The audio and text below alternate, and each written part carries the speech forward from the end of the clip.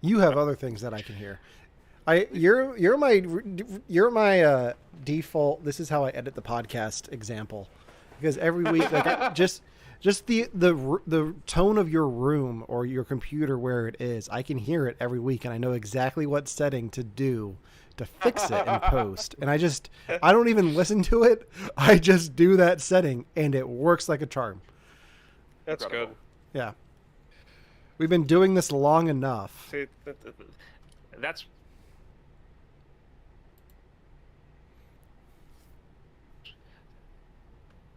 yeah. Yeah, you froze.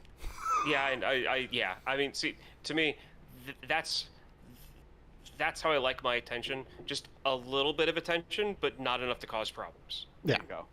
There you go. All right. I think we're ready to go. I'm ready.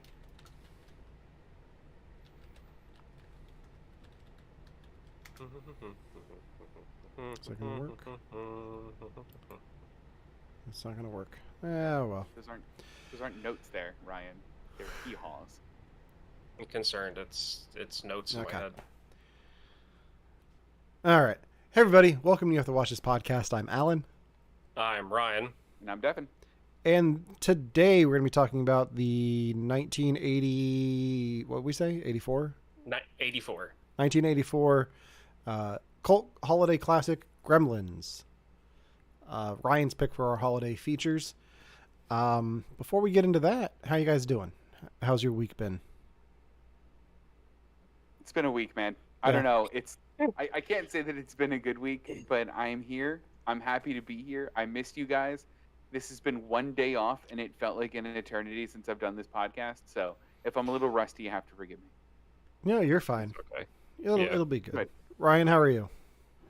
Okay. I took a few gulps of Pepto without using the measuring cup before getting on, so I'm hoping that the unsettledness goes away. Man, the late 30s just does not sound like fun. Yeah. Did you just drink And all it I straight had from was- the bottle? Yeah, I had a hoagie like 4 hours ago, and now I'm starting to feel it. What kind was it? It was It was one. I know, granted, people are gonna go, well, of course, that's why you feel bad. I got it from Rudders. It's like Sheets or Wawa, but it's where it was at, and I didn't have enough driving time to go I get yeah. it. somewhere else to get lunch. So yeah, I feel like it's important to There we say the decisions of Ryan to eat at Rudders do not reflect the viewpoints of the rest of the podcast. to be Yes, honest, absolutely. I don't usually have issues. I don't usually have issues. I don't know what's going on. Yeah. Yeah. It's been a weird week for me because it's Yeah. finals week at work. So like everyone's been stressed, and like I get the contact stress from it a little bit, but also like Aw. I'm burnt out and I'm ready for a break. So next week can get here very fast. I am very excited for it. So without further ado, let's get into the show where we talk about things that one of us has never seen before, at least. But before we do that, we talk about what we watched in pop culture over the last week. And I forget what I have first, but we have Ryan. You watched Foundation on Apple TV. Yes. So I've seen the previews for this. It's always looked interesting. I think it's going into its third season here soon. Take Star Wars.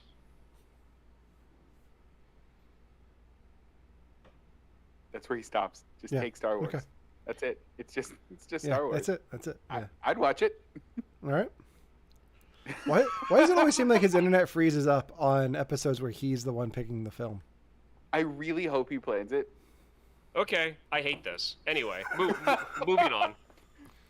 So the Foundation is a little bit of like take Star Wars and Dune, mash those worlds together, make the like galactic like government the Roman Empire in space, and throw in like mystic alien stuff. I love it.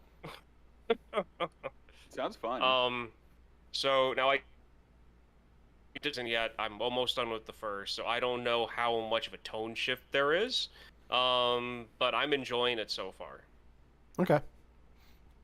It sounds fun. I mean, Apple TV for me, I keep seeing commercials for things like, I'd watch that, and then I never do. I just keep watching Ted Lasso for the 10,000th time.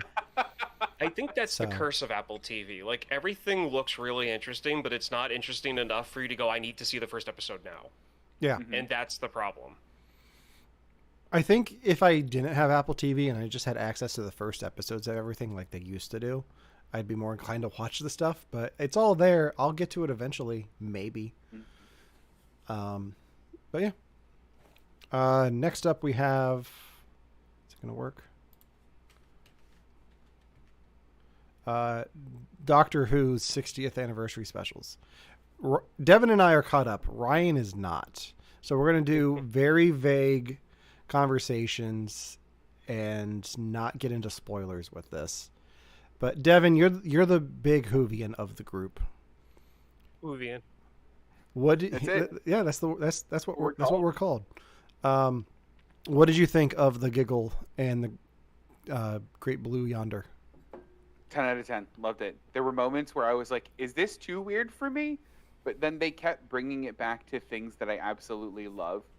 And there was enough good in both episodes that I love them. I think they're great. Okay. Yeah. How do you compare the 60th anniversary specials to the 50th? 50th is better. Okay. So 50th is the Matt Smith and David Tennant crossover. I liked that one better. That one made me happier to be a Who fan, I think. Okay. But for what this is, I really, really like it and think it's a lot of fun.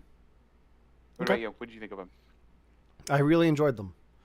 Yeah? My wife did not like a certain part of it at a certain point for certain reasons. So you got to tell me the reasons. I will tell you after the podcast. Okay. Can we like hint at the part for Ryan? It was before Catch. Everything like, and not to say that she doesn't like the new Doctor. She's excited for the new Doctor. She's just worried that they're going to do something that she's worried about what they did, doing a disservice to that character for reasons that character is controversial and how it seems like a back alley of, oh, well, if you don't like this, then, which is completely valid. And I'm hopeful for the future of what Doctor Who is. And I was excited to see what they did with it. Ryan hasn't seen it, so I don't want to spoil it unless the internet already has for him, which I don't think. To be vague about this, I think that for me, of any Doctor transition that I've ever seen so far, with one exception, this felt more like a soft reboot than any other transition that I've seen. Yeah. And I think that was a smart choice from the Doctor Who team. I think that there's room for the people that love what Who turned into to still have their cake and eat it too. But I think that there's also room to invite a new group of people to grow and love the Doctor in the way that I do. And I think that's a really tough act to do, but I really like what they're doing with it. I really do. I'm curious to see where it goes. I loved what I saw of the new Doctor. Yeah. I don't think I've ever been so very optimistic about a new Doctor since they started regenerating, or since Christopher Eccleston regenerated. Like, I've always been a bit curmudgeonly and a bit like, they're never going to be my Doctor. I love it. I'm so excited by what I saw. I can't wait for the Christmas special. Yeah. I can't wait. Yeah, I'm very excited to watch that Christmas Day. Ryan, you were asking us before the show about Neil Patrick Harris being in Doctor Who. Yeah. His character is a character that was in Doctor Who in like for the very first Doctor back in like 1966, to the point where his that character's first episode is lost. Wow. You can't watch the whole thing. I think there are segments of it, but you can't watch the whole thing. And fun fact, the original toy maker was played by Michael Coe, who was Alfred in the Michael Keaton Batman movies. That's real fun. But you were asking us about Neil Patrick Harris in the specials. I thought he was fantastic. I thought he really nailed it. Ryan, I think your opinion of it is going to depend on how do you feel about the Spice Girls? I watch the Spice movie on occasion. That's fine with me. Okay. Oh shoot, you might love this. You might love it then. Yeah, like the Spice World movie or the Spice Girls movie when I was younger was kind of like a guilty pleasure of mine because I just thought it was fun and funny, and it's kind of the point where it's a movie that Kristen and I watch occasionally together. Oh, it's just fun. Okay. Yeah, watch it this week. You got to tell me. Yeah, okay. you might enjoy. His performance was fantastic, and there's a segment in there you'll probably enjoy. So, yeah. So I'm excited to talk to you more about Doctor Who then, Devin. I can't wait to get real nerdy about it. I'm excited. Spoilers. Yeah.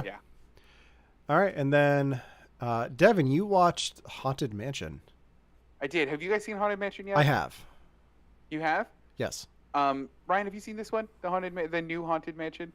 Not yet. This was what, this year, 2023's This Haunted year, Mansion? yeah. I think all so, right. yeah. So it has Danny DeVito in it. It has Owen Wilson in it. It has the lady that plays Ahsoka in it too. Rosario Dawson. That's my bad. Show some respect. Yeah, man. This was good. I really like this. And do you know why I know I really like this? Why is that? Didn't mind Jared Leto in it. You had to remind me that he was in this. Exactly. That's why it's good. I thought that Dan Levy was perfectly cast in it. Yeah. He was fun. It was just a fun movie, man. I loved it. Yeah, I really enjoyed it too. It's a lot of fun. It's much better than the Eddie Murphy Haunted Mansion movie. Yes. Because I've been on the Haunted Mansion once 22 years ago, just like all the other Disney ride stuff. Yeah. So I don't have the nostalgia for it, but I remember some bits of it. But I thought it was just an enjoyable film. I think the ensemble cast is great. Lakeith Stanfield is the lead, and he's funny, but also it's a serious role too. It's really good. It's solid. It didn't do well at the box office because they released it over the summer when this would have made bank at in October. But the box office is down all over the place this year. So yeah, it was a lot more fun than I thought it was going to be, and having ridden, that's my favorite ride in Disneyland. Mm-hmm. So having ridden it a million times, I got to catch a lot of little Easter eggs that they did, and a lot of little callbacks. And this year for Christmas, somebody mailed us Disney theme park ride scented candles. So I have a ride that smells like Pirates of the Caribbean, and a a candle that smells like Haunted Mansion. So we lit it. So musty chlorine. Basically, yeah. It's called pirate water. It's it's literally called pirate. It's supposed to smell like the bromine scented water that they have. That is disgusting. Wow. Yeah, incredible. And you have it. It's right there, literally right over there. Yeah. All right, Britt, put it up to the microphone so we can smell it. Come on. You have to watch this podcast now in 4D. And smell-o-vision. Oh, can we do scratch and sniffs? How much do those cost? We'll look into it. Okay, good. I like how Alan is optimistic, and I'm over here just like, no. No. How cool would a scratch and sniff version of this podcast be? The last time I did a scratch and sniff was at a film festival for an independent horror film, and one of the scents was used baby diaper. Because that's the scent that you can get on a scratch and sniff. That would cross over. Yeah, totally, it did. Incorporate that one. Yeah, no, it was bad. So have you all seen the movie Baby's Day Out? Maybe this is the scratch and sniff we do. No, we just talk really about Babylon again. And... The first two Yep, done. Yeah. All right. I didn't pull a poster for this because I forgot, so I'm just gonna take away the posters for a second. But I have my Frasier mug here. I want to talk a little bit about the Frasier finale because they finally brought in somebody from the original show. Yeah. Watched this. Let's talk about it. You watched it? I watched it. The whole show or just that episode? Most of the show. Like, more of the show than you think I watched. Okay. I'm curious because you haven't talked about this yet. What did you... tell me what you thought of Frasier. I'm listening. I've seen maybe 4 episodes of the original Frasier, but I've watched just about everything of the new one. And not because I like it better, but because it's just... I mean, Romana watches it and I watch it with her. I think it's good. I think it's really good. I don't miss the other characters the way that I know everyone else does because I don't have an attachment to them like everyone else does. Niles is weird and quirky in the first couple episodes.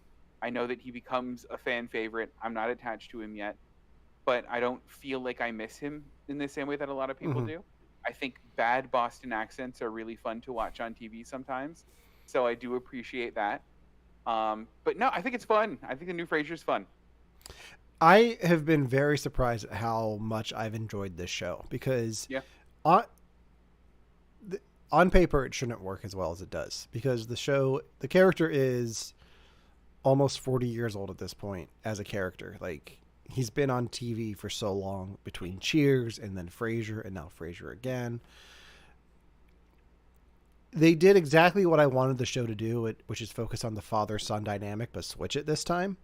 Because that's what made the original Frasier work, was it was the Frasier and Martin dynamic. And now you have the Frasier and Freddie dynamic and how that's playing out. And I think they've done a really good job of paying tribute to the legacy of the Martin character in John Mahoney. And that the finale just really nailed that home, like drove that point home. And it's the holidays and Frasier's missing his dad and Freddie knows that. So he calls in an old friend, which is Roz, to come in and visit. So I really enjoy the show. I really wanted to get picked up, and I missed the other characters, but they did a really good job of just acknowledging Niles' existence in the finale, where you have Frasier. He was on the phone with him, right? He was texting him. Yeah, which makes sense. Like that, if you want to deliver a Niles joke over text message and having him read his phone would be great. Yeah. And the other characters are growing on me. I'm annoyed that the character named Alan spells his name wrong, but I really enjoy the show more than I thought I would. I was excited for it and then nervous, but I've been very, very pleased with how the show is going. Did you feel like Roz was underused though? I feel like she really because wasn't Daphne in an episode? No. Who was it? Lilith. But then she had a whole episode. Roz showed up in the last 10 minutes and was mostly a soundboard for Frasier. You got a little bit of what her daughter was doing, but I didn't get much of her in the episode. Did you feel that too? Or she was underused. But I think to tell the story they were trying to tell, I think she didn't need to be there for the whole episode. The marketing made it seem like she was there for the whole episode. So did it? Oh yeah, because you look at the picture for the episode on the app, and it's just her. Is it just her? Her and Frasier, yeah. In the chat, Lilith was more of an important character across the two shows, though. Yeah, Lilith. I mean, Lilith is Freddie's mom, so so there's that connection. It makes sense for her because she lived in Boston. That when Frasier moved to Seattle, she stayed in Boston. So it makes sense that now that he's back, you have to address the mother of. She'd be around. Yeah, she'd be around. They're not going to address the bar that Frasier frequented for 10 years in the 80s, but they're not. Why would you not just do that? I think that one of the producers said it's like touching an icon. That's just not. It's not going to be good for anyone if we go there. I think you could bring Ted Danson in if you wanted. Yeah. You don't need to. But maybe down the road they will. And I think they were kind of testing the waters with Ross. Like I think I read somewhere that they might try to find a way to bring her back more full time, which would be interesting.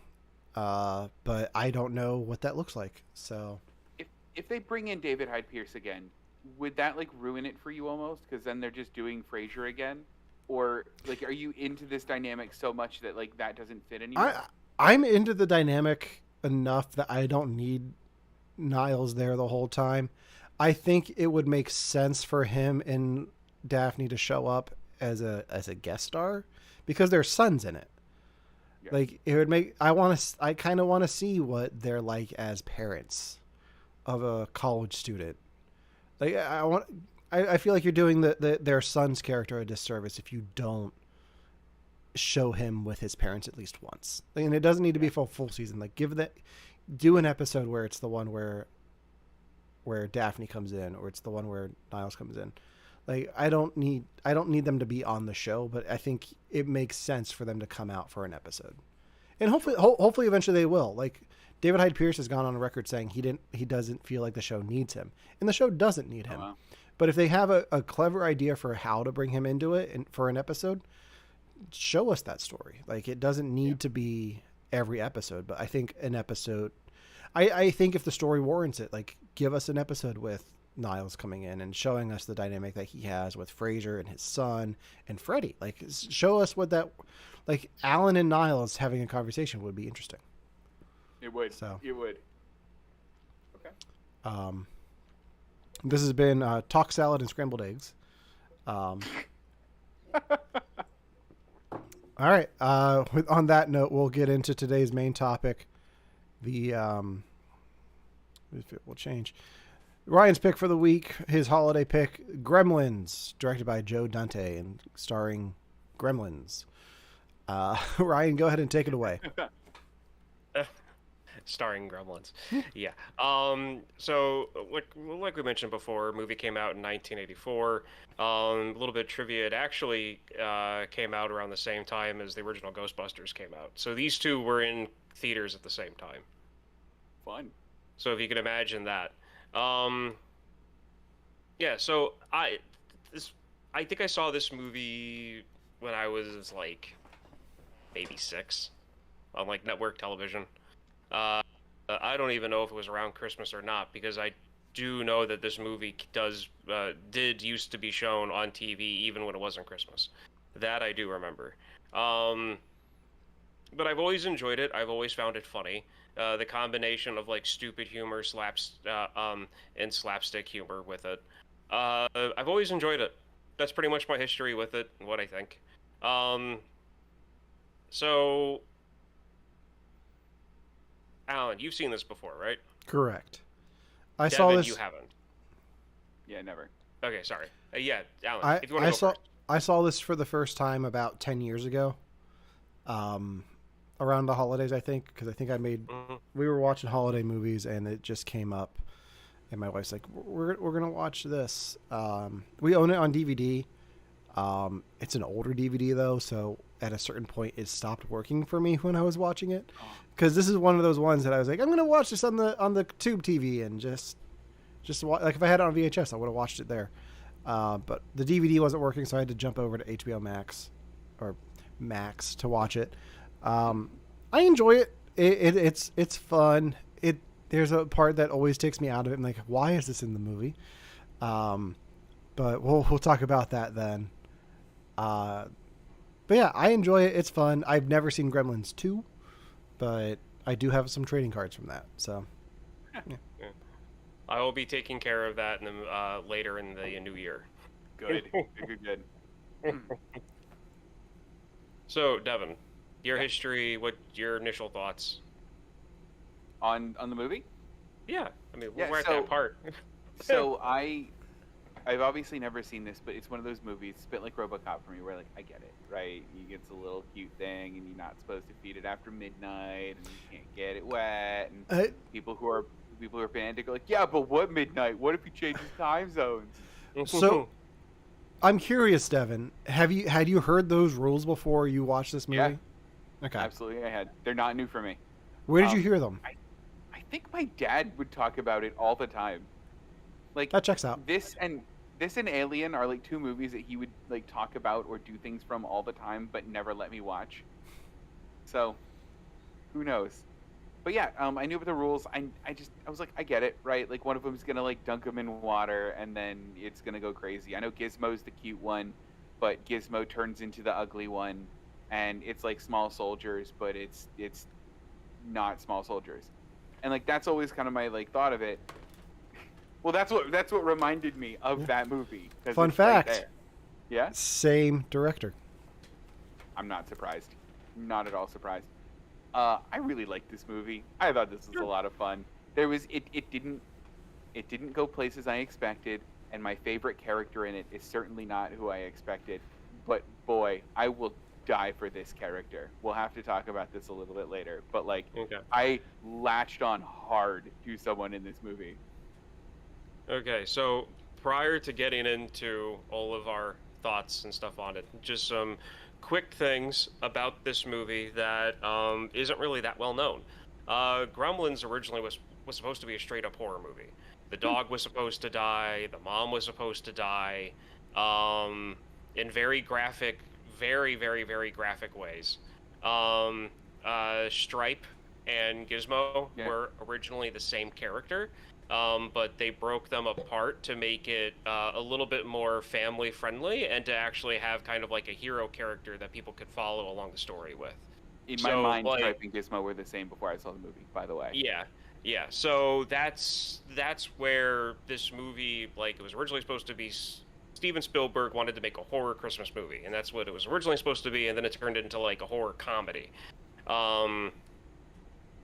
And I've always, like, when I was really, really young, like below the age of 8, Warner Brother cartoons.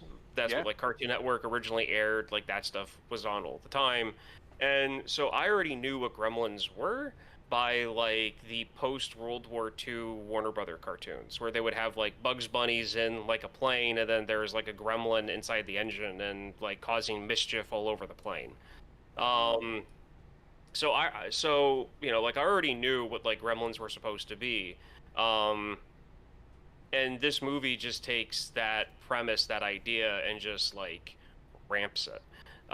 So did you guys know anything about, like, the like mythology / slang of what, like, Gremlins were before seeing this movie? So You mean like the creatures or just in general?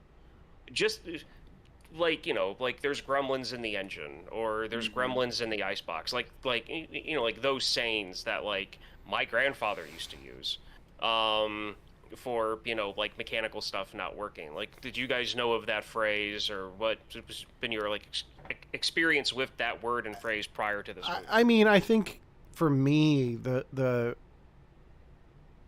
it's always been associated with the movie, even though I hadn't seen the movie. If that makes sense, like that's where my mind goes. So okay. So I know exactly what you're talking about, the Warner Brothers cartoon, because it's the little guy, right, with like the propeller, like he has like almost wings coming out of his head. Sometimes they did, sometimes they didn't. Yeah. So while I do understand that that is a gremlin, and that, you know, and that was probably my first association, my deepest love, and the gremlin that comes to my heart first is always and will be the Noid from Domino's commercials. He is my gremlin. He is my first gremlin, and then everyone else is second. Okay. Avoid the Noid, Devin. I will not. I never will. Give me that bad pizza. Okay, so the reason why I bring this up is because one of my favorite characters in this movie is the neighbor, is the guy that's always talking about foreign cars. And I knew it right away. The second he did that, I was like, that's Ryan's guy. Yeah, so I mean, and it's funny because I love foreign cars, but I just love how like narrow-minded that guy is, that's just all he can talk about. And then he starts talking about, you know, like gremlins in the engines and stuff, and like, in, you know, when we were at war, you know, all this other stuff. it's almost like he was the only guy in town that knew that this was a possibility, and everyone else just saw him as kind of like an idiot, and that's why I like his character. So we all like it. We could rehash all of the conversations anyone's ever had about this movie, or we can get into the things that you guys want to focus on, and that's what I want to do. I think before we do all of that, I want to bring up, because the chat reminded me of this. One of the reasons I knew about this movie before I saw it was it has kind of a landmark. It was part of a landmark decision in Hollywood, along with Indiana Jones and the Temple of Doom. Anyone want to guess what this film is responsible for? I didn't know this was a part of it. Is it PG-13? Yep. This film was part of that. Yeah. What? Yeah. It was inspired the MPAA to create PG-13. Many felt the movies were too violent for a PG rating, but not violent enough for R. What was PG-13 about this movie? I mean, the teacher gun dies. violence, the teacher dying. Yeah. Okay. Okay. Fair. The flash dance. Okay. Also fair. You've got a visitor, Devin. I do. I know. She's incredible. The microwave in the chat. Yeah. The microwave. The microwave. Oh, can we talk about the microwave quick? Okay. Sure. My favorite character is the mom. 100%. She is a stone cold badass, this mom. And I want to tell you, she heard a noise upstairs. That's all she heard was a noise or several noises. Immediately grabbed a knife and was ready to kill. Yeah. Straight away. Didn't matter what it was. She was ready to tango. I love that energy in my horror movie. I love that she didn't go upstairs like, what could this possibly be? She's like, something's dying today. And she was the first person to start killing them indiscriminately. Yeah. Now, she has all of my heart. So she was supposed to not make it back to the kitchen. Wow. She was going to be decapitated by them by going up the stairs, and then there was going to be a shot of her head rolling down the gremlins were going to bowl her head down the stairs. Wow. So were they going to be goofy? That was the level of what this movie was supposed to be. Were they still going to be goofy in that one, though? Because they were like, they were almost zany in this. Because before they decided to go to claymation and puppets, which the studio had everyone's car searched when they were leaving at each day of set to make sure no one was stealing the puppets. They originally tested like monkeys in gremlin suits. And they decided not to go that way when the monkeys didn't react well to the gremlin masks being put on them. Well, of course, man. Oh, they're probably not even SAG. Yeah, more than likely not. So, yeah, no, the mom is a great character in this. She like looks at the kitchen, sees everything that her husband's ever made, and just within a split second goes, "This is for killing." Yeah. Oh yeah. 100%. Oh, okay. Sorry, you brought up one more thing that I want to talk about because this movie made me realize one of my long lost career paths of being an inventor.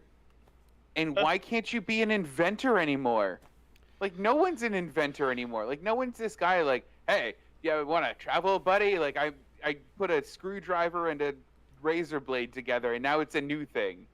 Well, to be perfectly honest, I feel like his character kind of was probably one of the pop culture death blows to the, like, wannabe inventor. Because think of everything he made. Yeah. Nothing worked. Nothing worked. It's him. It's Wayne Szalinski from Honey, I Shrunk the Kids. Like that was still a thing in the 80s, and I think it's Tommy Pickles' dad in Rugrats was also an inventor. Like I wanted to be an inventor when I was a kid, and my big invention was I taped a light to a book. Don't worry about it. I wasn't good at it. Yeah. Devin, if you want, live your dream. If you want to be an inventor, be an inventor. And look, I mean, in what TV shows have told me that inventing is you take two things and you make them one thing, and that's being an inventor. Mm-hmm. And that's basically what this guy was doing too. I love it. And then Shark Tank came out, and then we all got mad that we didn't make a foam piece to fit in between your car seat and the center console. Or a Scrub Daddy. I'm still mad about the Scrub Daddy. I love it, but I hate how much I love it. Yeah. So, in honor of the dad, Mm-hmm. Alan, do you have anything in your childhood that like you thought you invented and then was quickly like hit with reality that it was either already something that existed or became apparent that it wasn't going to go anywhere?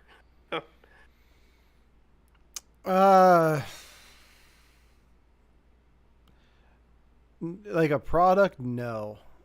Or just a thing. A thing? Yeah, whatever. Like anything that you came up with that If like you need a second to think, I have a ready answer you go for this, for by it. the way. You go for I it. have one too. That's why I'm Do you asking. really? Okay. Yeah, I do. So mine was, I swear I used the word Frappuccino like 10 years before Starbucks caught on. And I will like take this to my grave. This is so stupid. But I went through a period when I was really young of like, oh, I discovered swear words. Let me use them. And my parents cracked down on me really harshly. So for me, it was a mix of the word fuck, crap, and cappuccino that was just spicy enough for me to get away with when I was swearing. So I would say the word Frappuccino like it was a swear word, and then Starbucks made one. Starbucks pay me, is what I'm saying. That's it. That's my whole very story. appetizing sounding drink. Anyway, so do you guys remember those like collapsible around the back of the head earmuffs that came out in like the late 90s, like early millennium or like mid 90s or whatever? Mhm. So playing around one day, I found out that like there were like pockets, like there were like they weren't completely sewn shut. Like on the inside, right before the plastic got big to start circling your head, there was like a pocket there. And I was like, wow, that's weird. And I had a pair of over the head cheap Sony headphones that popped, that just broke.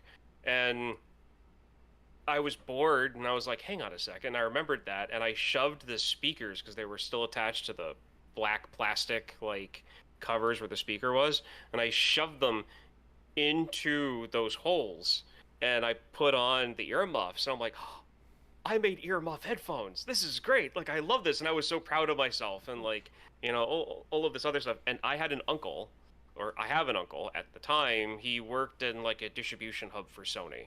My parents made it seem like his job position was way more than just that. But like months later they come to visit and my mom's like, go grab that thing and show him and show him what you did. And I got so excited, like I'm gonna pitch my thing that I invented to like my uncle that works for Sony.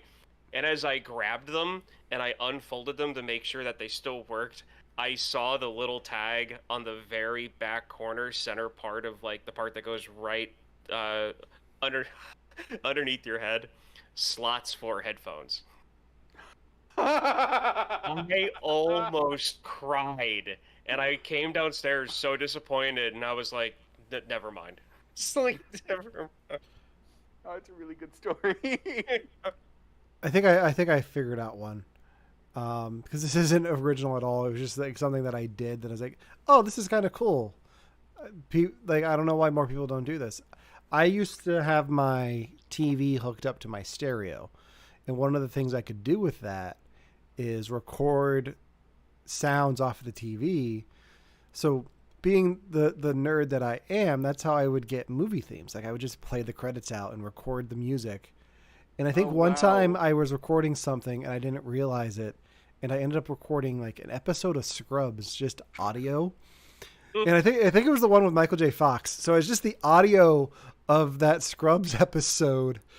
And I listened to it. I was like, you know, audio plays kind of work. Like this works. Like, why isn't this a thing? Which audiobooks were a thing. Radio plays have been a thing since the 1920s. Like, I don't know what I was thinking, but it's like, yeah. And now, like, if you go on Spotify, there are people that have podcasts that are just audio versions of TV shows.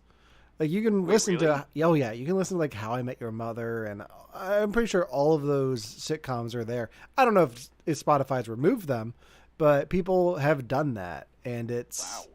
it's highly illegal and not something that I condone, but it's there. Your creation has gotten away from you, Alan.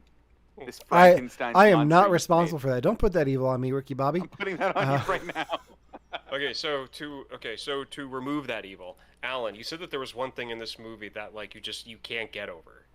Yes. Do you want to guess Let's what dive it into is? Do you want? Is it Snow White? Is it the Gremlins singing to Snow That was, White? No. that was my first thing. Was No. it Snow White? No. Devin, Okay, you want to so- take it? Is this a Disney movie? No. Okay. What is the thing that took you out of the movie? It is the cops. Is it the scene in the police station? No, it's the Phoebe Cates character talking about her dad. Like it's such a weird turn about her telling the whole story about her dad dying in the fireplace. Like, Yeah. the first time I watched it, I turned to Anna and I was like, "What are you having me watch? Like, what is going on right now?" Because I'm expecting like a horror creature movie with these things multiplying, and it's like we're gonna take a break here and talk about my dead dad in the weirdest way that he died. So Yeah. All right. Fair. to get you guys pumped for the second one, they spoof that scene in the sequel Why? Why would you? because spoof of that Alan's scene? reaction and because of this, and because of what I'm about to read. The Santa speech proved to be controversial, and studio execs insisted upon its removal because they felt it was too ambiguous as to whether it was supposed to be funny or sad. The director, however, stubbornly refused to take the scene out, saying it represented this movie as a whole, which had a combination of horrific and comedic elements. Executive producer Steven Spielberg did not like the scene, but despite his creative control, he viewed this movie as the director's project and allowed him to leave it in.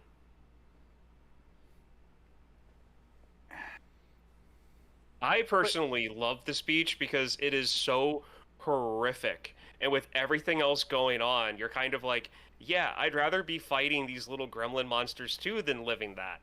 Than having that happen to me. Like, it's almost like this horrific thing that they're dealing with, and then she talks about this thing that is just so far on the scale of just nuts. But I think that there's like a difference, right, between like a teary-eyed girl telling you how her dad died in the silliest way possible, and then anything else that happens in this movie. Like, if it was like a, oh, what is that movie series called? Like that black and white movie series, Sin City.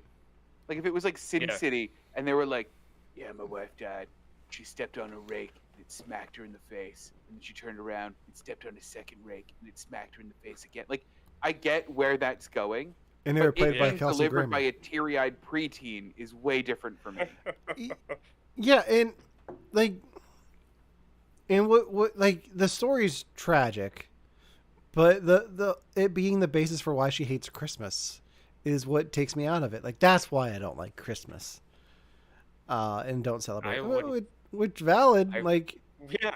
it's just it's so weird, and I think it makes the movie memorable. Yeah. And I think it's one of the like not many actresses you can say are known for two scenes, but Phoebe Gates is one of them, and it's this scene and the Fast Times at Ridgemont High scene, and that's what she's known for. Wow. So I think it'd be funny if those were the same character. It makes sense. I Yeah. guess.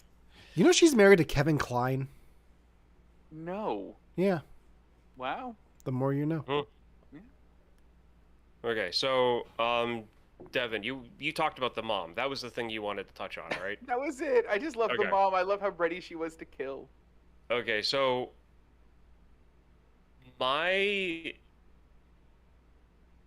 whenever I see this movie, I always like it's such a crazy transition. Like it almost feels like there's different movies pushed into one. Because when the dad's doing like the noir thing at the beginning, Mhm. and he's in like Chinatown and he's talking about his like narration, then he goes into like the shop that's like at basement level. Like that feels like a completely different movie than when the movie picks back up again and and the main character is running to his job after his car won't start. Like to me it almost feels like two completely different movies. And then the scene with the science teacher, and this is viewing it as a millennial that's close to 40 years old at this point.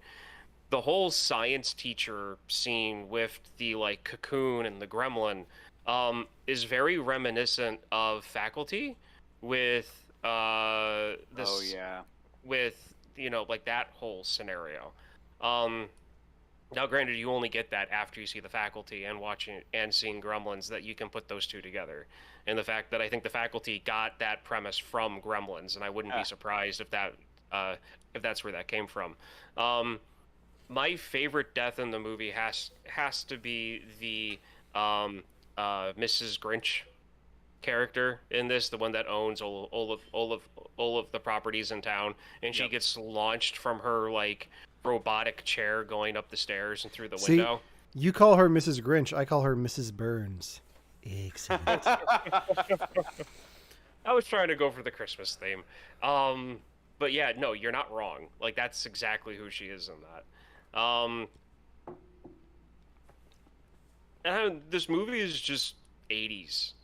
It's just a good like time travel thing. One thing that I recommend for anyone who's only seen this movie a couple times is watch this movie and just watch the background. Just watch the background only, because the scene where the dad is at the inventors thing. So in the background, there's the robot from Lost in Space walking around and talking on the phone, there's that. But in the further background, there's a dude on the original Time Machine movie. The one that has like the the one that has like the giant spin thing in the background, and the guy's sitting in it, and then the movie cuts, and then it comes back, and he's gone, and there's like a burnt spot on the floor, and there's two people looking around like, what happened? Where did this go? And they're like sweeping up the ash like off the floor. So there is so much going on in the background of this movie that I really recommend anyone who's only seen this a few times to go back and just watch the movie. Don't worry about what's going on in the story. Don't look at anything that's right in front of you. Look at the background. This movie is hysterical when you watch the background. That inspires me to make a movie where... Shush. It inspires me to want to make a movie where I just have a blue box in the background. Somebody gets inside of it, and the next shot, it's gone. Yes, and it's gone. Yes, 100%. Yeah. The scene where the single mom is in front of the bank talking to like the Mrs. Burns character. The neighbor, the Kentucky Harvester guy, is just like he's walking down the sidewalk. The single mom and the landlord person start talking, and he just stops and stares at the conversation and like reacts to it. And like halfway through, and then was like he just walks away. So there's a lot going on in the background in this movie that like people don't notice like the first couple times watching it. And it's a good fun movie, and especially if you like slapstick humor, when the Gremlins do eventually like come out and there are hundreds and thousands of them, the slapstick humor goes through the roof. Like of them in the bar, them in the restaurant, like the original Muppets movie, when they're like showing the Muppets in the movie theater screening their movie, there are so many similarities between that and the Gremlins sitting in their seats waiting to watch Snow White. Mm-hmm. There's so much there. And then one more piece of trivia that I have about this is that the studios told Spielberg that there were too many Gremlins in the movie. So then his response was, fine, I'll take them all out and call the movie people. Steven Spielberg. So He's Really the good. best. So I mean, I really recommend this movie to anyone who hasn't seen it. The second one, as far as I'm concerned, is more of a cult classic than this one is. It does not take place around Christmas. It is its own thing. They change the scenery. There's a there's I'm just gonna hint to it because I am gonna do it eventually. So I'm just gonna hint to it. Yeah. There's a spider gremlin. Go ahead. There's a bat gremlin. Why? There's a brain, intelligent, almost British accent-y gremlin. Is he the evil one? I mean, they're all evil. Okay, good.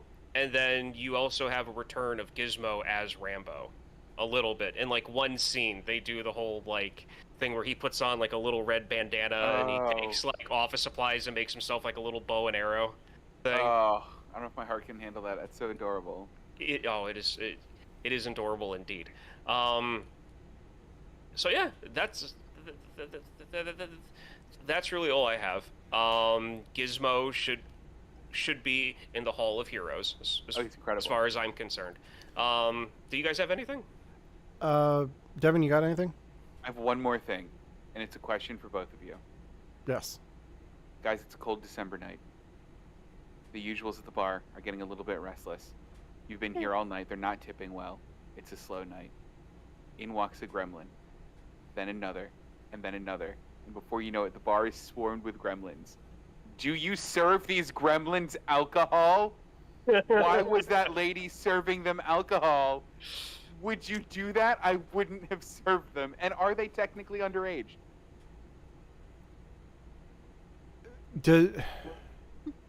I saw her like serving. I'm like, why is she serving them? Is giving them alcohol getting them wet, or feeding them after midnight? Like, Or is it both? or is it both? Oh shoot! Well, here's And sorry, Ryan. It's okay, And it's okay. is a drunk gremlin easier to take out than a sober one? If they're, I bet they're criers. Probably. I have that would be funny. I have answers. As someone who's seen this movie more times than I probably should have, I have answers for some of those. One, the Good. way I take it is that the rules about Mogwais, about like no bright lights, no feeding after midnight, all of those rules only apply to the Mogwais. And the only rule that kind of continues with the gremlins after they evolve is the bright light thing. Everything else has already been done, except for getting wet. Like if they get wet, they can multiply. But the whole feeding after midnight thing kind of goes out the window because that's what causes them to actually evolve into the next stage. Getting wet multiplies them. The bright lights eventually kills them. So there's that. I think gremlins would be criers. It would be 100%. You could tell. Yeah. With their eyes. The last thing I have is this film was directed by Chris Columbus. Do you guys know who Chris Columbus is? Oh, I've heard that name before. Where have I heard that name before? He has worked on some other Christmas projects. He's also written the Christmas Chronicles 2 with Kurt Russell and Goldie Hawn. He wrote Christmas with the Cranks, but he also directed Mrs. Doubtfire and one of the best Christmas movies of all time, Home Alone. Oh, fun. He didn't write Home Alone. That was John Hughes, but he directed Home Alone 1 and 2. Okay. And the Harry Potter movies. So, was this his first Christmas movie? Yeah, I think it was his first written credit. No, sorry. Second written by credit. The first one was called a film called Reckless. Oh, okay. But then he did The Goonies. Did. Yeah. So. That's cool. Avengers and Babysitting. Oh, he did that one too, didn't he? Mm-hmm. He directed it. He didn't write it. Yeah, well, I was looking at writing. But yeah. Good for him. No, he also wrote Gremlins too. So He wrote Yeah. it's no, he didn't write Gremlins No. 2. He gets a writer credit because it's based on characters created by him. Hey. That's how that works. Okay. So, yeah. Got it. Okay. Okay. In the Rent movie, like he did Rent. I like him a lot less now. Yeah. Harry Potter and the Chamber of Secrets. Arguably better. Anything else on Gremlins before we wrap this up? Nope, all good. All right. Well, that does it for our holiday series where we each pick a film. But we have one more week until Christmas. So next week, we've got something very special planned. It'll be our holiday special. So what we've done, each of us has picked out a holiday special, made for TV holiday special that we're going to talk about next week. Devin, tell us a bit about yours so people can go at home, can watch it, and then join us next week for the conversation. Mine is the very last claymation Rankin and Bass Christmas special ever made, called The Life and Adventures of Santa Claus from 1985. Okay. Ryan, how about you?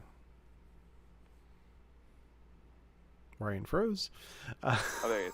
I did. Yeah, you did. What is You're your pick for next week?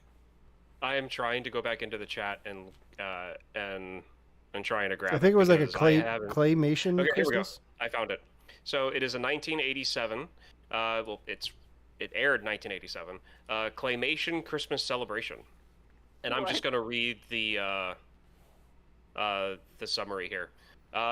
Two hosting prehistoric dinosaurs, Rex and Herb, guide you along a typical small town's Christmas carol celebration. There's just one catch. The entire town population is made out of clay. Special guest stars the California Raisins. What Oh, are you boy. having us watch? I am matching your guys' energy. I'm just saying. I mean, it works. It's probably going to be better than my pick, because mine's a twofer, and you guys do not have to do the twofer. Oh, but yeah. I have been wanting to do this for years, so I'm finally Doing it. going to sit down and make myself do this. My pick is the classic Year Without a Santa Claus, based on the book Year Without a Santa Claus. So the Rake Bass stop motion version, that's the one we're going to talk about mainly on the show. In addition to that, I'm going to watch the live action remake of A Year Without a Santa Claus, starring John Goodman as Santa Claus and Harvey Fierstein as Heat Miser and Michael McKean as Snow Miser, because it's not good, but You're glutton for punishment. I haven't watched the whole thing because I've been wanting to rewatch Year Without a Santa Claus first, and I'm going to make myself do that for next week. I watched like the first scene, like beyond, like after the credits for this one, because I found it online, and I can tell right away I'm gonna love John Goodman's Santa in this. So you guys are not required to watch that. I will come back with a full report on what my thoughts are on it. But if you want to indulge It's in there. that as well, it's there. It's an option. So yeah, I think we're actually have to adjust the timing for next week a bit. So we will be back on Tuesday nights next week. But because of time commitments with work, we have to push it back an hour. So it's gonna be a late night for Devin. But we'll be live at 7:00 next Tuesday on YouTube, Twitch, and Facebook. So make sure to follow us there. Check out the show live. It's going to be very fun.